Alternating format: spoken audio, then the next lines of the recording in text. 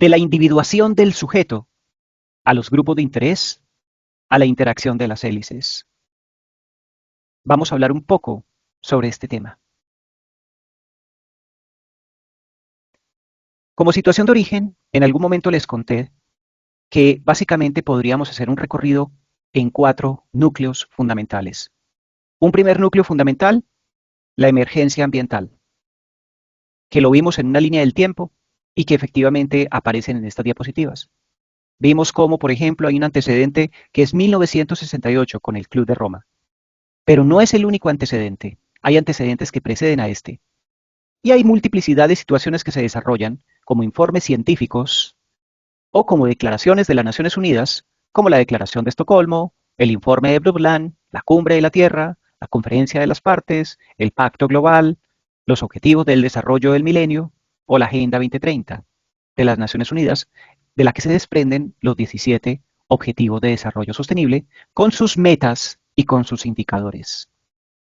Muy de la mano hay otro bloque, otro conjunto de elementos, como es el tema de la responsabilidad social. Este tema viene como una filantropía desde el siglo XIX. Se desarrolla hasta el siglo XX como filantropía, pero va teniendo un proceso de transformación paulatina, precisamente bajo concepciones de construcción societal. Bien sea con intereses eminentemente religiosos, como por ejemplo el mantener a las comunidades que giraban alrededor de una organización unidas bajo el precepto de una fe, o también intereses sociales, como por ejemplo el apoyar centros educativos que desarrollaran conocimiento científico que retribuyera posteriormente a la empresa. Eso principalmente en los Estados Unidos.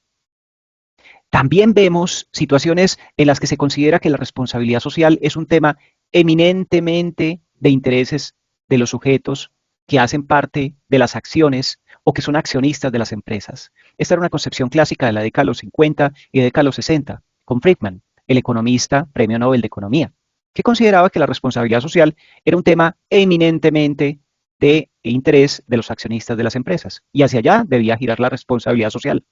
Pero es finalizando el siglo XX e iniciando el siglo XXI que la responsabilidad social trasciende y pasa a ser un tema técnico, medible, con informes de gestión, centrados en diferentes aspectos, como son, por ejemplo, lo laboral, los derechos humanos, la formación humana de ese personal, pero también asuntos como lo ambiental y la prevención o el acabose o poder acabar con la corrupción. Efectivamente, con el Pacto Global de las Naciones Unidas, en el año 1999, esta concepción de la responsabilidad social acaba totalmente. Y se inicia una nueva temporada, un nuevo proceso de responsabilidad social en el planeta, en el que se genera, por ejemplo, una norma técnica como es la ISO 26000, que es una norma que se asume como de responsabilidad social organizacional para la gestión de las empresas. Se hacen mecanismos o instrumentos como el Global Reporting Initiative o los informes de la OCDE o el Corporate Tracker que se utiliza en Colombia por el Departamento Nacional de Planeación y las empresas que reportan sus informes respetando los elementos o los lineamientos del Corporate Tracker. Esto aparece en una plataforma del Departamento Nacional de Planeación. Y los mecanismos que, por ejemplo, se inician para el siglo XX para empezar a medir la responsabilidad social de las instituciones de educación superior, que en particular en América Latina ha habido varios, pero se mantienen Orsal, Úrsula e inclusive el mismo Pacto Global. En Colombia en particular hay asuntos claves, como por ejemplo la Ley 99 de 1993, que en aquel momento regula lo que se denomina el medio ambiente. El COMPES 91 del año 2005, que regula los objetivos de desarrollo del milenio. El decreto 280 del año 2015, que crea la Comisión de Alto Nivel de los Objetivos de Desarrollo Sostenible, conformada por todos los ministerios, por el Departamento Nacional de Planeación y por diferentes entes no gubernamentales que apoyan esta gestión misma. De igual forma, la plataforma de seguimiento de los ODS del Departamento Nacional de Planeación y la CEPAL, el libro verde del 2030 del año 2018 de en aquel momento Colciencias, que plantea que la investigación debe girar en torno a la participación de los múltiples actores en un fenómeno conocido como triple, cuádruple, quíntuple hélice. Y posteriormente la ley 2294 del año 2023, que plantea efectivamente los retos frente al desarrollo sostenible. La educación superior tiene un papel fundamental en ese trabajo. Por eso, la educación superior en sus diferentes conferencias, la del 98, la del 2009, la del 2022, al igual que las conferencias regionales de educación superior, al igual que el SACES, que es un mecanismo que regula la calidad de la educación superior, o el CESU, que es un organismo que se encarga de hacer supervisión y efectivamente seguimiento de los lineamientos que regulan la educación superior, o el decreto 1330, que es el decreto que regula la calidad de los programas que se ofertan, o el acuerdo 02, que efectivamente es el que regula las acreditaciones de alta calidad, hacen que la educación superior sea en este momento una de las tantas organizaciones que deban estar al frente de esos lineamientos que dirijan el país en torno al conocimiento que debe gestarse en torno a la sostenibilidad, la sustentabilidad y el desarrollo sostenible. Aquí tenemos un recorrido sincrónico de la responsabilidad social y no me voy a detener en particular en diferentes elementos. Lo que simplemente quiero que ustedes logren observar, simplemente observando algunos detalles que voy a tocar, va a ser, por ejemplo, aquella concepción que Adam Smith, por allá en su texto de Teoría de los Sentimientos Morales de 1759, tenía en torno a lo que es la responsabilidad social, en la que configuraba que la responsabilidad social nada tenía que ver con los estados, que en aquel momento eran incipientes. 1759. La concepción para Adam Smith era que la responsabilidad social es la que se tiene un individuo con otro individuo para su bienestar. De tal forma que si un individuo se preocupa por el otro, hace que efectivamente el desarrollo se dé. Esa concepción es una concepción liberal. De allí nace el liberalismo económico. Y de igual forma, tiene alguna cercanía con el liberalismo político, sabiendo que las dos son un poco distintas. Hay diferentes concepciones de responsabilidad social que navegan posteriormente en el siglo XX y en particular nos van tocando algunas, como por ejemplo el manifiesto de Gotinga, donde científicos mundiales le hacen un llamado de atención a los gobiernos del mundo frente a la creciente alarma que hay frente a una posible guerra nuclear. Es un llamado a la preocupación colectiva por los errores que estamos cometiendo como planeta, como especie.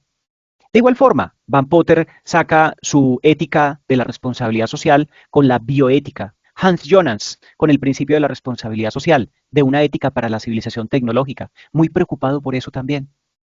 Pero es en este último periodo de tiempo donde se desarrolla una preocupación principalmente por la responsabilidad social ambiental. De tal manera que esa creciente alarma se multiplica y la responsabilidad social pasa a ser protagónica de los grandes asuntos que en este momento llaman la atención al planeta entero. Aquí tenemos la línea del tiempo que les planteaba, del recorrido sincrónico de la sostenibilidad, desde 1968 hasta el 2030. Ya las hemos estudiado y lo que tenemos claro es dónde nació esa campana de alerta, donde se habló colectivamente por preocuparnos en torno a detener el camino de acabose del planeta. Y cómo las teorías que marcaban la sostenibilidad caen en un informe que se llama Informe de Brundtland, que saca el planteamiento del desarrollo sostenible, que finalmente en 1992 en la Cumbre de la Tierra de Río de Janeiro se aprueba como el Informe de Desarrollo Sostenible. Y de allí todo lo que conocimos en el tiempo, como los Objetivos del Desarrollo del Milenio, Objetivos de Desarrollo Sostenible, las COP, el Pacto Global, entre muchos otros. Pero van apareciendo nuevas concepciones sobre construcción de conocimiento. En particular, Michael Gibbons y otros autores plantean que existen modos de producir conocimiento y que la ciencia y la investigación deben empezar a pensar en un modo 2 de producción de conocimiento, donde la disciplina empieza a quedar en segundo plano, dado que la disciplina en particular tiene un problema, y es que encapsula a los sujetos en unos problemas, unos objetos de conocimiento, que en otras disciplinas también se pueden estar desarrollando con otra terminología o con otros mecanismos o con otras metodologías distintas. De tal manera que, en este caso, Michael Gibbons y otros autores plantean que debe existir una nueva producción de conocimiento, una que tenga servicio a los colectivos, una que facilite la construcción colectiva del mismo, un conocimiento que sirva, que no se anquilose en las bibliotecas, un conocimiento que sea transdisciplinar. Y con esto, efectivamente, también se da pie al nacimiento de los manifiestos de la transdisciplina, que otros autores sacan posteriormente y que efectivamente la semana antepasada se estaba celebrando la conmemoración de del primer manifiesto de la transdisciplina de 1994 a nivel mundial. Continuamos con esto. Existen nuevas concepciones sobre la acción social y sobre el actor social. Alain Touraine, en 1987, plantea el retorno del actor social. Touraine enfatiza en el posicionamiento del actor social, que ha estado reducido históricamente por las estructuras sociales, que los minimizan, dejándolos en un segundo lugar, como si el actor social no fuera importante, dada la construcción arquetípica de un mundo de conjuntos interrelacionados y superpuestos. Y de allí, por ejemplo, podríamos entender que la teoría marxista plantea el actor social en segundo plano, pero los grupos o los colectivos sociales en primer plano. Y esa teoría estructural lo que plantea es la superestructura con otras estructuras en funcionamiento. El actor social queda en segundo plano. Así sea Touraine, marxista o crítico, efectivamente permite pensar que el actor social es un actor preponderante para este mundo contemporáneo. Que al contrario de las teorías que le preceden, reconoce el papel del actor social como un ser que es autónomo, un ser que es activo, que lidera el cambio en las estructuras sociales, reconociéndose en las nociones de historicidad, de movimiento social, de sujeto, a partir de su desempeño en los roles socioculturales que define con respecto a otros sujetos. No podríamos hablar de grupos de interés y no podemos hablar de hélices o de grupos que potencian el desarrollo si no hacemos un reconocimiento de la existencia del actor social como un sujeto de base. El actor social es fundamental para poder hablar de otros elementos o de otros desarrollos que se van a desprender de su misma acción. Encontramos entonces el nacimiento de un concepto que se denomina grupos de interés o stakeholders. Desde la teoría administrativa, Friedman, 1984, no confundir con Friedman, aunque hay un detalle muy interesante de una discusión teórica que existe sobre Friedman y Friedman, dado que son posiciones contrarias, antagónicas sobre la responsabilidad social, pero también sobre los stakeholders. Plantea que los grupos de interés o stakeholders permiten una construcción teórica alrededor de la gestión de la empresa, que en el marco del sistema económico capitalista puede redundar en un beneficio por una realidad social más justa, que posibilite beneficios de forma colectiva, planteamiento que hace oposición a la postura teórica que definía como únicos favorecidos de las empresas a los inversionistas de estas. Por ejemplo, eso lo planteaba Friedman en textos de 1962 y 1970. Punto aparte, Friedman fue soporte teórico para el desarrollo del neoliberalismo en la década de los 70. Friedman, 1984, precisa que un grupo de interés o stakeholders es en particular un individuo, o sea, el actor social que habla Alain Touraine.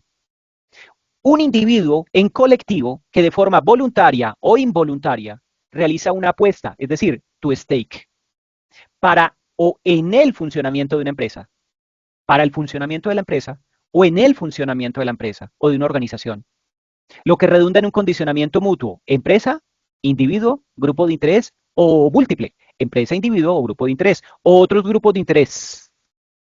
Las teorías de la acción social, del actor social y de los grupos de interés o stakeholders se constituyen en las bases estructurales de la teoría sociológica de las hélices, dado que estando en esta última en un nivel superior de interrelación social, comparte sus mismos postulados y fines.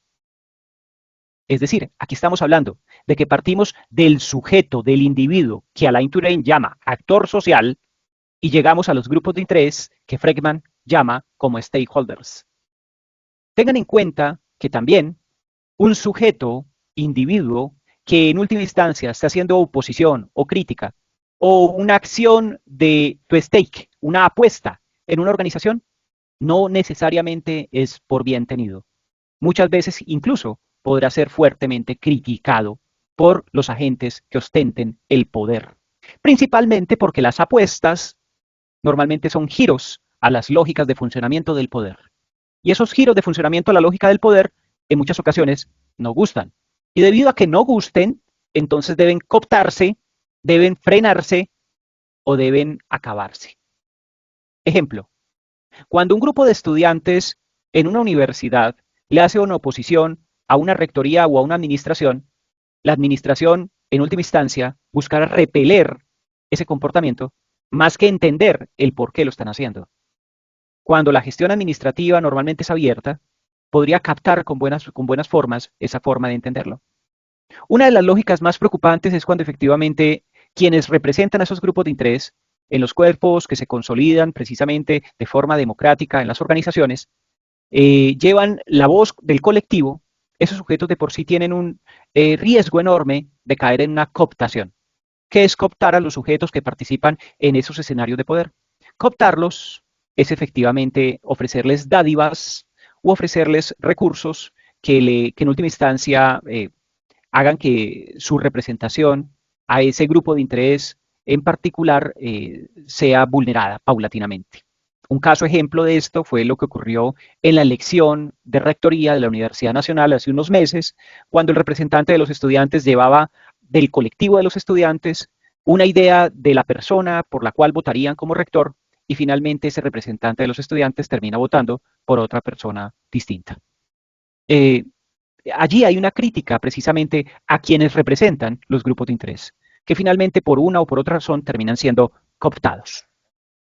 Entonces también tenemos otros elementos que le vamos aunando a esta hoguera, que le vamos echando esos leños para que estos leños vayan ardiendo para hacernos comprender el fenómeno de lo que estamos viviendo en el mundo contemporáneo.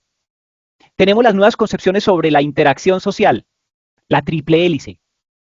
Henry Skockwitz y Lud Leidersdorf formularon en el año 2000 la teoría de la triple hélice, refiriéndose a la interacción entre ciencia, tecnología y empresas.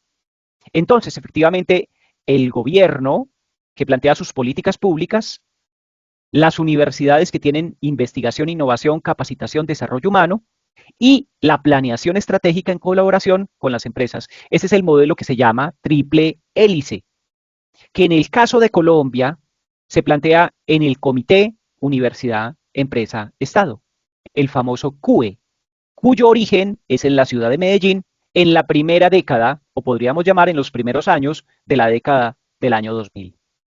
De tal manera que los CUE tienen un desarrollo paulatino y ya podríamos hablar que existen CUE en todo Colombia, inclusive en toda América Latina, como una relación entre universidad, empresa, Estado para la búsqueda de soluciones a problemáticas puntuales de los territorios.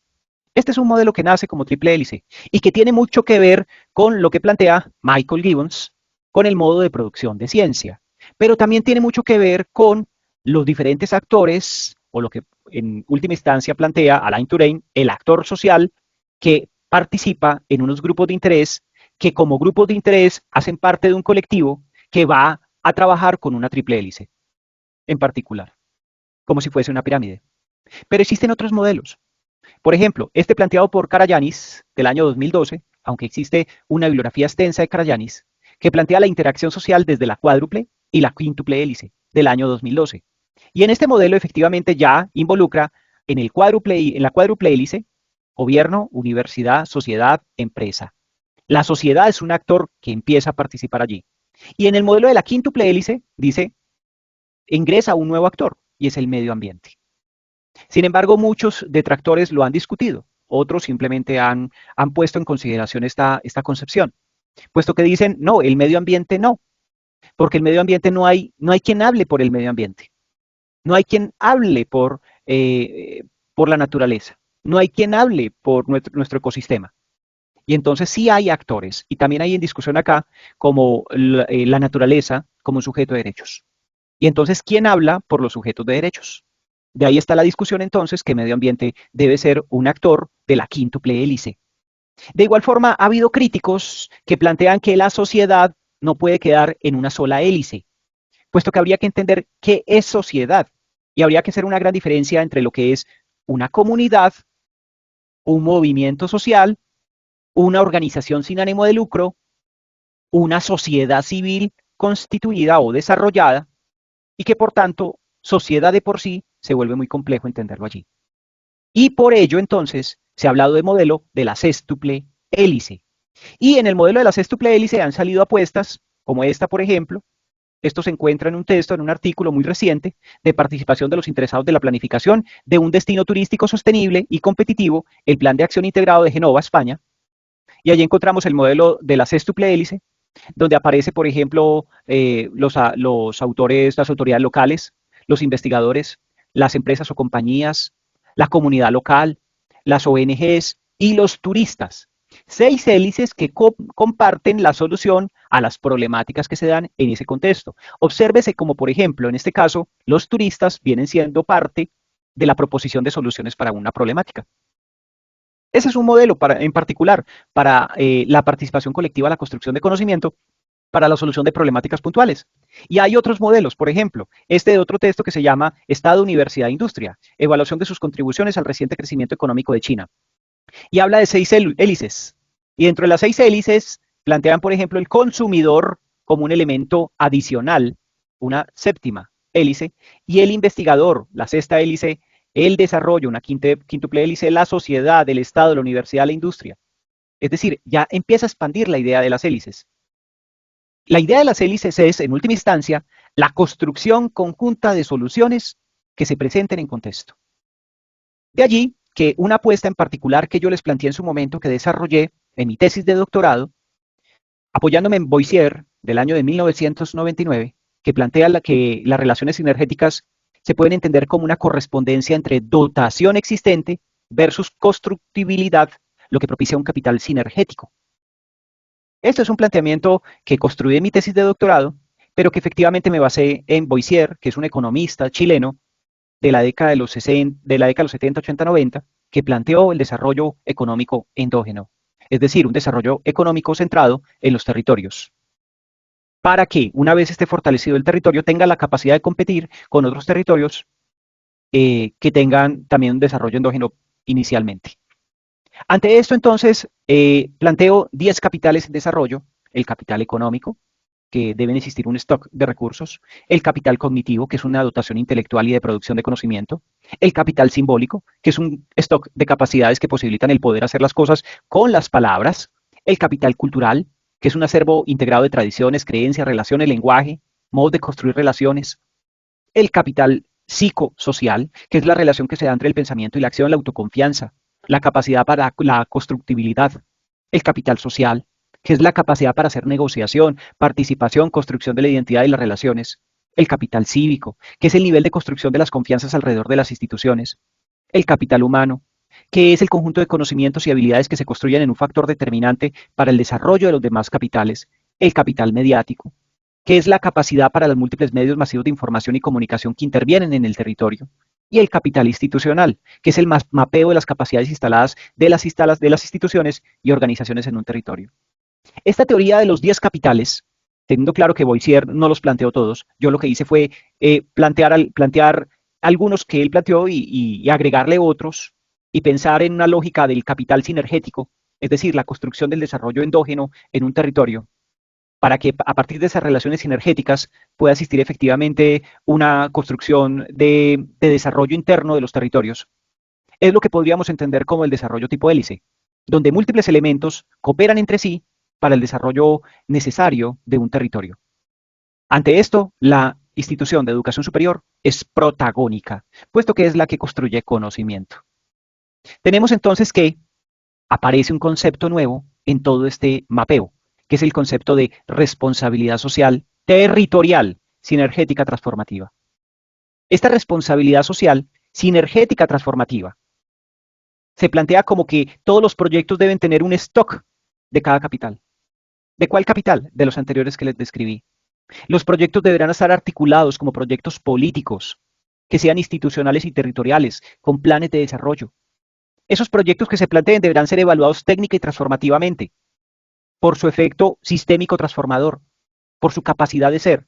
Los proyectos deberán tener un reconocimiento de una acción de pequeñas geografías institucionales a escalas territoriales de actuación. Esos proyectos deberán adquirir compromisos que se asuman con el convencimiento del ser en lo transformativo territorial pluriuniversitario, concepto de Sousa. Los proyectos deberán asumirse con un enfoque basado en la sensibilidad para la sustentabilidad, concepto muy relacionado con la sensibilidad para el desarrollo, de mi asesor de tesis de doctorado, el doctor Iglesias. Y se deberán realizar ejercicios periódicos mediante metodologías comprensivas con ayuda de profesionales con sensibilidad para el desarrollo. Esta palabra sensibilidad para el desarrollo significa personas que con todo el conocimiento suficiente puedan entender lo que está pasando en los territorios. No aquel sujeto que se acartona de textos y se acartona de conocimiento y se encierra en unas comunidades académicas para no ver lo que ocurre en los territorios. Sensibilidad para el desarrollo significa trabajar con y para la gente. Y sensibilidad para la sustentabilidad y de toda existencia significa trabajar ecosistémicamente, que es un concepto también del maestro Iglesias, que es director del doctorado en sustentabilidad de la Universidad Autónoma de México. Sin priorizar las estructuras cuantitativas de los modelos de gestión dominantes, porque las estructuras cuantitativas de esos modelos terminan dañando la existencia de los modelos que tenemos planteados acá. Esta lógica de responsabilidad social territorial es una lógica muy novedosa de los últimos 5 o 10 años, que efectivamente plantea una mirada hacia los territorios, un trabajo colectivo de las múltiples hélices, del actor social, de ese stakeholder, de ese grupo de interés, que se piense en el territorio, que trabaje sinergética y transformativamente para el desarrollo endógeno territorial. De tal manera que aquí vamos a entrar a un concepto nuevo, que es el concepto de apropiación social del conocimiento, que es un concepto muy interesante, que convoca a todos los actores sociales a participar de prácticas de intercambio, diálogo, análisis, reflexión y negociación, las cuales permiten la comprensión y transformación de sus contextos. Este proceso se genera mediante la gestión, producción y aplicación de la ciencia, la tecnología, la innovación en entornos de confianza, equidad e inclusión, lo que posibilita la transformación de realidades y el bienestar social. Ese es un planteamiento dado por el MinCiencias, Ministerio de Ciencias, Tecnología e Innovación, en el año 2021. Las implicaciones: es un modelo democrático, es un modelo que se basa en la negociación, es un modelo que de por sí el conocimiento surge en un proceso de intercambio y de diálogos, es un modelo que exige la co-construcción con el otro, la participación de los múltiples actores y la ética del cuidado, la apropiación de diferentes campos y disciplinas, la diferencia en la construcción de conocimientos. La política nacional de apropiación social del conocimiento a veces es mal entendida y las universidades piensan que es acercarnos a una comunidad para enseñarles lo que hemos aprendido al interior de las universidades. Y no solo para eso, sino también es para entender lo que ellas están haciendo, cómo lo están haciendo, por qué lo hacen así, y cómo esos saberes ancestrales efectivamente pueden ser más eficaces que los saberes científicos racionales que se han construido al interior de las universidades. Por tanto, esta construcción pretende generar condiciones de acceso, participación, intercambio de uso intencionado de saberes y conocimientos científicos y tecnológicos para la resolución y transformación de situaciones de interés colectivo. Generar condiciones para fortalecer capacidades y fomentar el intercambio de experiencias a través de la articulación de actores, proyectos, políticas y programas de ciencia, tecnología e innovación en ámbitos regionales y sectoriales. Y hay una normatividad que le soporta. Este concepto de apropiar el conocimiento es una acción de asumir un objeto, una práctica social, una tecnología, un modo de hacer las cosas, un modo de pensar las cosas. O dicho de otro modo, una persona se apropia de un objeto o idea y al personalizarla, convertirla en propia, adquiere además unas competencias que le permitan aplicar esas ideas. Entonces, la universidad, la empresa, el gobierno, las entidades del Estado deben llegar a los contextos, a comprender cómo los contextos hacen lo que hacen, cómo las comunidades hacen lo que hacen y aprender de ellas y enseñarles también en una relación horizontal lo que se hace desde el conocimiento científico occidental, racional. Se busca dentro de los campos de actuación el fortalecimiento de actividades a partir de procesos de co-creación, las soluciones científico-tecnológicas mediante construcciones colaborativas, soluciones que busquen mejorar las condiciones de contexto, las problemáticas, mejoramiento de prácticas que sean sociales, educativas, culturales, comunitarias. Por eso se dice que debe ser horizontal. Y los principios que rodean esta figura son el reconocimiento de un contexto, el diálogo de saberes y conocimiento, una reflexión crítica, una transformación, una participación. De allí que, por ejemplo, el objetivo que se ha buscado con el observatorio ha sido precisamente la de construir conocimiento. Y construir conocimiento con la gente y para la gente. Ese conocimiento de la gente y para la gente es motivado precisamente a partir de ejercicios analíticos que se hagan en diferentes contextos. Como les comenté, el Observatorio de los Objetivos de Desarrollo Sostenible de Antioquia se construyó en el año 2020, en pleno momento de confinamiento, mediado por la pandemia del COVID-19, en el marco de un proyecto de investigación en colaboración con estudiantes, quienes estudiaron los Objetivos de Desarrollo Sostenible y plantearon que las comunidades del departamento de Antioquia, en particular de los 125 municipios de las 9 subregiones, debían tener problemas que no habían sido detectados o que el plan de desarrollo departamental o municipal no podía captar necesariamente. Y que por esa razón había que hacer un ejercicio para preguntarle a la gente cómo ve la realidad que le rodea, cómo la entiende. Nos basamos para este ejercicio efectivamente en hacer una especie de ejercicio tipo estado del arte. Ese ejercicio estado del arte de lo que está ocurriendo en América Latina y el Caribe lo publicamos finalmente en un texto o un artículo que se denomina Plataformas Multisectoriales y Derechos Humanos, elementos clave para entender la Agenda 2030. Este artículo del año 2023 fue fruto precisamente de una búsqueda exhaustiva que se hizo entre el año 2020 a 2022 de toda la realidad que estaba configurándose en el escenario de América Latina y el Caribe. Entonces, en esa búsqueda, voy a avanzar rápidamente para que el artículo se los voy a mandar para que lo puedan tener también. Logramos encontrar mucha información muy valiosa. Antes de mostrarles esta información, quiero mostrarles otra información en particular. Lo primero que encontramos fue que en América Latina y el Caribe existen normativas, organismos o mecanismos de países para abordar los objetivos de desarrollo sostenible. De tal manera que los países, que aquí les voy a señalar, plantean normativas y las normativas son recursos de orden legal que propician recursos de orden administrativo y de orden técnico, tecnológico. Sin este recurso de orden legal, no se desarrollan procesos administrativos porque no existe la disposición económica para pagarle a unos empleados o para constituir unos elementos de carácter técnico y tecnológico que permitan recoger una información de contexto, y mucho menos el poder ser vigilados desde un plan de desarrollo territorial. De tal manera que la norma o marco legal interno para los objetivos de desarrollo sostenible fue o era en aquel momento imprescindible para el desarrollo de las políticas en torno al desarrollo sostenible o en torno a la sustentabilidad o en torno a la sostenibilidad. Pero también encontramos que hay países que no las tenían en América Latina y el Caribe. En Colombia en particular encontramos que se erigió en el año 2015, momento en el cual salían los Objetivos de Desarrollo Sostenible, el decreto 280, que constituyó la Comisión Interinstitucional de Alto Nivel para el alistamiento y la efectiva implementación de la Agenda 2030. Y se constituyó la Plataforma de Seguimiento de los Objetivos de Desarrollo Sostenible en Colombia, plataforma que vamos a conocer enseguida. De tal manera que este era el principal paso, constituir normas que permitieran el desarrollo de organismos y mecanismos de orden técnico y tecnológico para poder abordar los objetivos de desarrollo sostenible. Fundamental. Con base en esta lógica y posteriormente a ello, empezamos a encontrar que en los diferentes países de América Latina y del Caribe se fueron desarrollando plataformas territoriales que eran de carácter oficial.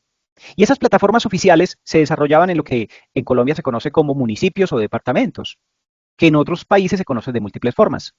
Y encontramos que, por ejemplo, en México, estas cuatro eran muy interesantes, las analizamos, encontramos diferencias, similitudes, cosas interesantes que nos podrían servir para el desarrollo de nuestra propia plataforma, en Argentina, en Bolivia, en Uruguay, en República Dominicana, en Ecuador, en Brasil. Luego encontramos las iniciativas que se han desarrollado por parte de la sociedad civil para trabajar en torno a los objetivos de desarrollo sostenible. Y encontramos que en diferentes países de América Latina también se desarrollaron o se están desarrollando diferentes iniciativas por parte de grupos de interés. Grupos de interés que normalmente son empresariales o organizaciones sin ánimo de lucro. Y aquí encontramos múltiples. Y esta, por ejemplo, Diálogos para un Chile Sostenido, Iniciativa 2030 en Chile, son muy importantes. Pero también las redes de desarrollo sostenible de Bogotá, o el grupo de promotores de los objetivos de desarrollo sostenible. Hay muchos que son muy importantes. La red ODS de Brasil. Iniciativas de la sociedad civil, es decir, no fueron creadas por parte de los entes gubernamentales. Luego hallamos iniciativas que se ha desarrollado la Comisión Económica para América Latina y el Caribe, la CEPAL, que están relacionadas con los ODS. En todas estas iniciativas, por ejemplo, la de igualdad de género, la del principio 10 de América Latina y el Caribe, la de planificación del desarrollo de América Latina y el Caribe, la del desarrollo social para América Latina, la del desarrollo social para América Latina y el Caribe, REDESOC, la Observatorio Asia-Pacífico, la Observatorio Fiscal, todas son, me lanzó para otro lado, disculpen, todas son de la CEPAL, y estas iniciativas, efectivamente, todas están conectadas con el Observatorio Latinoamericano, precisamente de Desarrollo Sostenible. Luego de ello, nos dimos cuenta que hay iniciativas oficiales y privadas que se han desarrollado para trabajar en torno a los ODS en el contexto colombiano. Y encontramos, por ejemplo, la del Gobierno Nacional, una que existe en Manizales, una que es Medellín 2030, Proyecto Medata, una que es el Observatorio del Sistema de Ciudades, otra que es el Observatorio de Desarrollo Sostenible de Bogotá Región, otra que es el Observatorio de Desarrollo Sostenible de Pro Antioquia, que enseguida la vamos a observar por el nivel de importancia para nosotros, otra que es el Observatorio Regional y Ambiental para el Desarrollo Sostenible de Río Bogotá, otra que es Terridata de Colombia, otra que es Nariño por los ODS, otra que es Red Colombiana de Ciudades Cómo Vamos, muy famosa, otra que es el Centro de los Objetivos de Desarrollo Sostenible para América Latina, que es de una universidad, que es de la Universidad de los Andes, que enseguida la vamos a conocer, otra que es el Observatorio de los Derechos Colectivos y del Ambiente, otra que es el Observatorio de Ciencia, Tecnología e Innovación Ruta N, otra que es el Observatorio Metropolitano de Información. Entonces, conclusión, para no extenderme mucho más en estos observatorios. Quizás no hicimos un estado del arte, propiamente el término de la palabra que se conoce como estado del arte, pero lo que sí hicimos fue un reconocimiento de las diferentes iniciativas que existen en América Latina sobre desarrollo sostenible. De tal manera que encontramos algunas que son absolutamente importantes. Vamos a conocer, por ejemplo, la del Departamento Nacional de Planeación de Colombia. Esta es del Estado colombiano, la gubernamental. En esta iniciativa vamos a encontrar muchos elementos que son altamente importantes, altamente significativos. Entre ellos, por ejemplo, hay una descripción de todos los objetivos de desarrollo sostenible en su data estadística a nivel nacional, hasta el año 2023. Se hace un análisis departamento por departamento, donde encontramos la realidad de todos los departamentos de Colombia, y esa realidad la descifra específicamente de acuerdo a las estadísticas que se pueden en realidad medir, porque hay muchas estadísticas, hay mucha data que no se puede conseguir en muchos departamentos. Lastimosamente, no todos los departamentos tienen su capital económico suficiente, su posibilidad de llegar a más población y toda la infraestructura técnica y tecnológica no es sólida ni es robusta como pueden existir en otros departamentos. Y ese es uno de los grandes problemas que tienen los objetivos de desarrollo sostenible. Tiene el informe voluntario interactivo, que este informe voluntario interactivo es muy interesante porque nos permite efectivamente reconocer data que efectivamente es voluntaria. Esta data voluntaria nos permite tener una mirada puntual sobre diferentes problemáticas y tener informes que nos vayan arrojando data informativa sobre lo que está ocurriendo en las empresas.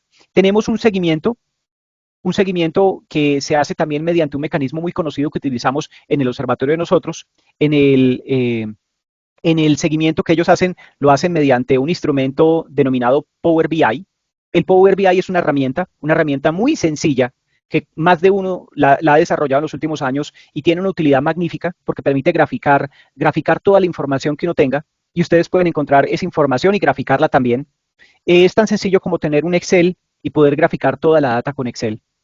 Y así efectivamente es lo que en este momento usted va a encontrar en la página gubernamental del Estado Nacional.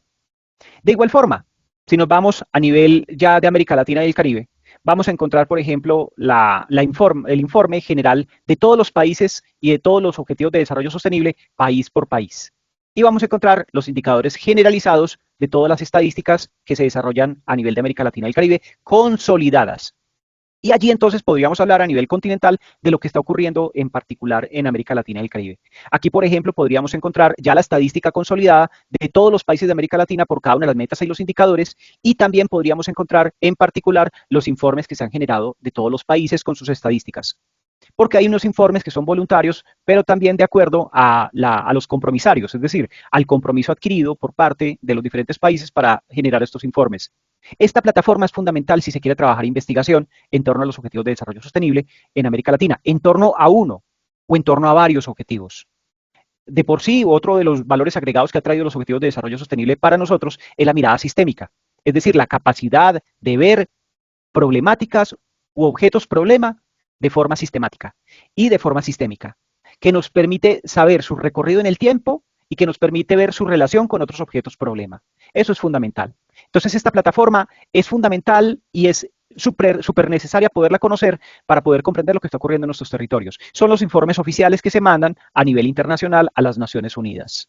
También tenemos en particular, ya si nos centramos con el COTS, que es la plataforma de la Universidad de los Andes, una plataforma muy robusta, con publicaciones, con información y data muy importante, respectivamente. Y esta data que se está generando acá es una data muy sólida, puesto que hay un equipo que tiene unos recursos económicos y que trabaja exclusivamente para el COX de la Universidad de los Andes, sacando informes semestrales sobre el avance de los objetivos de desarrollo sostenible en América Latina de forma consolidada y en Colombia en particular.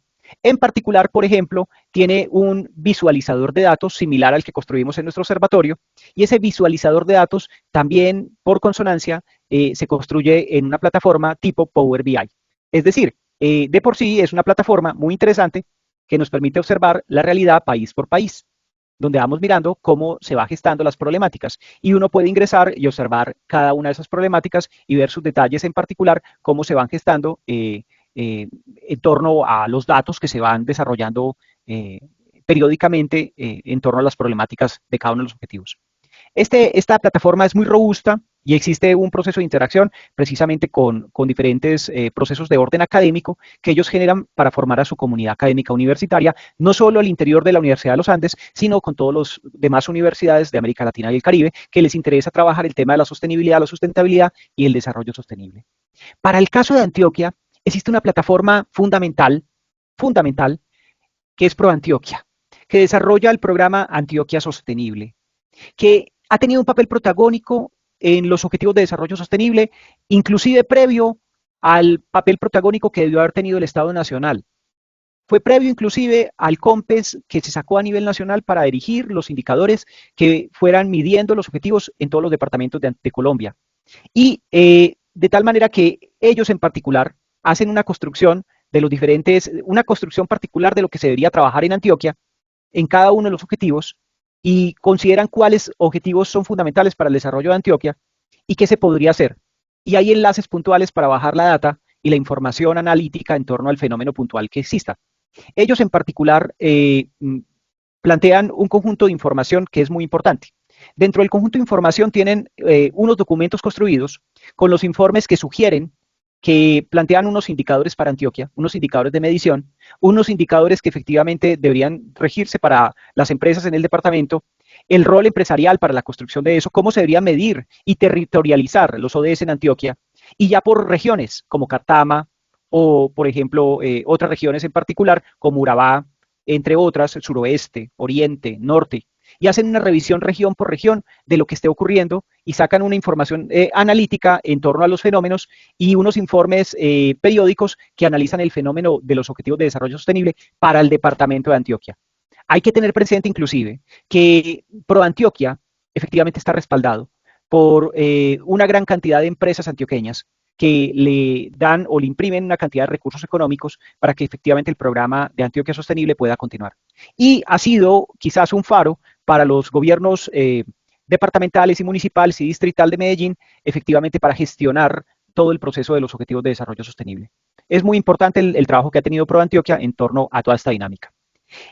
El observatorio que hicimos de los objetivos de desarrollo sostenible de Antioquia por parte del Tecnológico, el Politécnico Colombiano Jaime Sasa David y la Institución Universitaria Digital de Antioquia, se centró principalmente en los 2 primeros años en pensar en una herramienta que nos permitiera recoger la percepción y el conocimiento de las comunidades en torno a las diferentes problemáticas de los objetivos de desarrollo sostenible. De tal manera que a la gente le hacíamos preguntas en particular de los indicadores relacionadas con los indicadores de los objetivos de desarrollo sostenible. Estas preguntas fueron redactadas por los estudiantes del año 2020 y 2021. Y estas preguntas giraban en torno a los indicadores de medición que se hacen en Antioquia. Nosotros le preguntábamos a la gente y la gente contestaba la pregunta y la pregunta tenía una data que se arrojaba y arrojaba su percepción sobre el fenómeno. Esto nos permitía entonces comprender la gente en diferentes territorios cómo ve una problemática y cómo cree que se puede solucionar. De igual forma, la problemática la podíamos sectorizar por el Valle de la Burrá, o si queríamos ver solamente la realidad del suroeste, mirábamos la realidad del suroeste, o si queríamos mirar la realidad del norte, mirábamos la realidad del norte. Y aquí venía la principal preocupación que muchos de los estudiantes del área social teníamos. Y digo teníamos porque eso también hacía parte de una construcción de conocimiento que yo tenía con ellos. Y es, ¿qué tan fácil es apropiarnos de herramientas de este tipo, dado que estuvimos con estudiantes de ingeniería?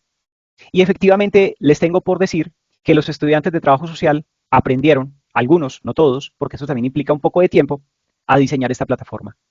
Ellos la aprendieron a diseñar y les tengo otra información adicional. Diseñamos la página web en la que se hospeda el observatorio con otra lógica distinta, con otros mecanismos distintos, y tuvimos que volverla a montar y aprender a diseñar páginas web. Diseñamos una nueva página web con nuevo conocimiento, nos tuvieron que enseñar cómo hacer una página web, tuvimos que hacer todo el trámite para la construcción de la misma y finalmente elaboramos el Observatorio de los Objetivos de Desarrollo Sostenible, que se socializó el año 2023 a luz pública a todo el mundo. Aquí tenemos entonces la primera plataforma que construimos, que fue una plataforma para empezar a medir la realidad de cada uno de los 17 Objetivos de Desarrollo Sostenible desde las problemáticas puntuales que se fueran analizando. Bien, aquí tenemos 42 pantallas. ¿Qué significa 42 pantallas? Significa que todas las pantallas me van generando nueva información estadística sobre las diferentes problemáticas de percepción y conocimiento de esas comunidades sobre sus territorios.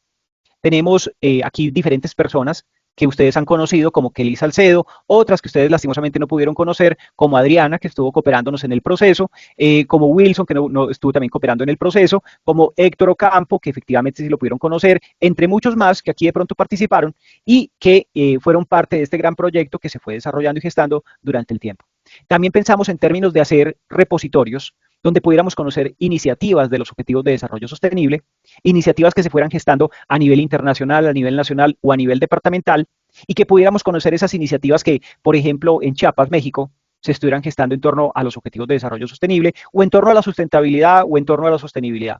Los diferentes textos que se han sacado sobre el tema para poder acceder a esa información o las noticias que se han emitido sobre el tema o también las políticas, que este es un tema que es muy interesante, el poder acceder a las diferentes políticas de desarrollo sostenible a nivel departamental.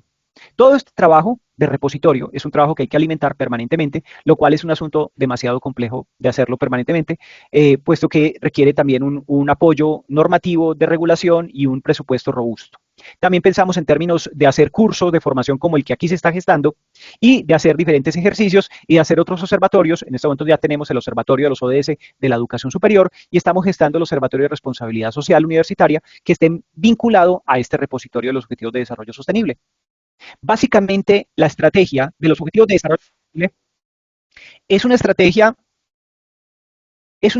que se ha gestado y es de lo que nos ha traído positivo toda esta política de las Naciones Unidas, que es el poder mirar los territorios con herramientas técnicas y tecnológicas y con normativas que permitan regular los recursos para acercarnos a esas realidades y poderlas medir, con la participación de las comunidades. Hoy en día salió, hace un par de meses escasamente, salió la propuesta ZGI. La propuesta ZGI es que las instituciones de educación superior le puedan apostar midiéndose a sí mismas cómo contribuyen ellas a cada uno de los objetivos de desarrollo sostenible. De tal manera que esta propuesta del ZGI o ZGI, esta propuesta lo que busca es un proceso de autorregulación o un proceso de empoderamiento en torno a uno o varios objetivos de desarrollo sostenible, plantear un proceso de medición, plantear un proceso de revisión por parte de otros actores externos y una certificación internacional de cooperación con las Naciones Unidas en torno al desarrollo sostenible. Asunto que está en proceso y que hemos decidido vincular al proyecto de creación del modelo y la política de responsabilidad social universitaria de la Institución Universitaria Tecnológico de Antioquia, de la Institución Universitaria Digital de Antioquia y del Politécnico Colombiano Jaime Sasa David en el proyecto de investigación que tenemos. Esta herramienta, efectivamente, al menos le está diciendo a las universidades: ustedes también son compromisarios del Pacto Global de las Naciones Unidas, también son compromisarios de los Objetivos de Desarrollo Sostenible, también son compromisarios, efectivamente, de las apuestas de las COP. Y aquí, efectivamente, es una apuesta, y como toda apuesta está en pensar si somos capaces de hacerle frente a esa apuesta. Muy bien. Este es un breve esbozo, muy breve, de todas las estrategias, las herramientas, las estrategias, las apuestas que se hacen en torno a los objetivos de desarrollo sostenible en América Latina, en Colombia y en particular en Antioquia, a partir de la mirada del Tecnológico de Antioquia, que viene sacando adelante el Observatorio de los Objetivos de Desarrollo Sostenible.